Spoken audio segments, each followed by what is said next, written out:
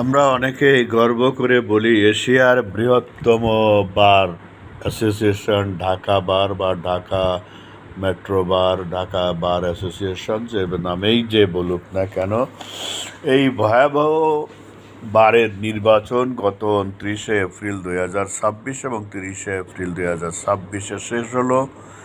এখানে 34% লোক ভোট দিতে এসেছে। নিউজটি হয়েছে, অনেককেই ফোন করেছিলাম যে কি ভোট দিতে আসবো কিনা বা ভোট দিচ্ছ কিনা, বললো যে না, এই ধরনের একটা ভোট কি অংশগ্রহণ করাও তো আর না, একদিন ইতিহাসের কাছে বিবেকের কাছে দায়বদ্ধ থেকে দেব। যে অ্যাডভোকেট সাহেবরা মানুষের অধিকারের জন্য আন্দোলন করে, কথা বলে, আদালতে আইনের শাসন প্রতিষ্ঠার কথা বলে, সংবিধানের নিশ্চয়তা করে আদালতে প্রতিনিয়ত মানুষের পক্ষে, সেই অ্যাডভোকেটরা নিজেদেরই সাংবিধানিক অধিকার, আইনগত অধিকার প্রয়োগ করতে পারবে না, সেখানে আমরা ভোট দিতে যাই কিভাবে?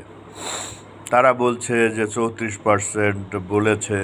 এখন সারা অ্যাডভোকেট সাহেবরা তো সবাই উপস্থিত ছিল কম বেশি চিরাচরিতভাবে, কিন্তু উপস্থিত থেকেও তো ভোট দিতে আমরা যাইনি বিবেকের তাড়নায়। এইটাই বিবেক, এইটাই আইনের শাসন যেখানে নাই সেখানে আমরা কীভাবে যাই?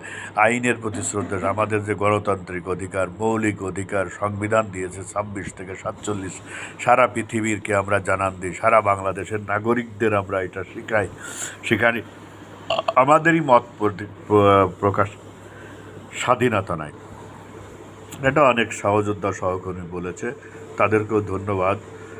তবে প্রকার অন্তরে কিন্তু বিজয় হলো শেখ হাসিনার, তারা বলছে। কারণ 34 যদি বাদ দেওয়া হয় তাহলে থাকে কত? 30, 68, প্রায় 66% মানুষ এর বিপক্ষে অবস্থান নিয়েছে।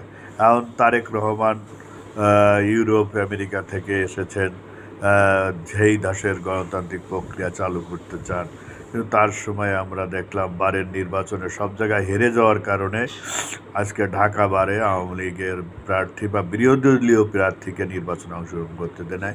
সুপ্রিম কোর্ট বার অ্যাসোসিয়েশনেও তারা সেই একই আইন করেছে। যাই হোক, আইন করুক, সিদ্ধান্ত নেই, কিন্তু জনগণ তো এটাকে প্রত্যাখ্যান করেছে। এটাই সবার ভাষা। বাংলাদেশের মানুষ এই দুটো নির্বাচনের মাধ্যমে কী মেসেজ পেল আমি জানি না, তবে হেরে যাচ্ছে বাংলাদেশ। তবে বাংলাদেশ হেরে যাওয়ার বিষয় না, বাংলাদেশ অবশ্যই দাঁড়িয়ে যাবে একদিন অন্যায়ের বিরুদ্ধে, জুলুমের বিরুদ্ধে। সেটাই বলছে সবাই। এখন বাংলাদেশের জনগণ, সচেতন মানুষ সিদ্ধান্ত নেই। খুদা হাফেজ।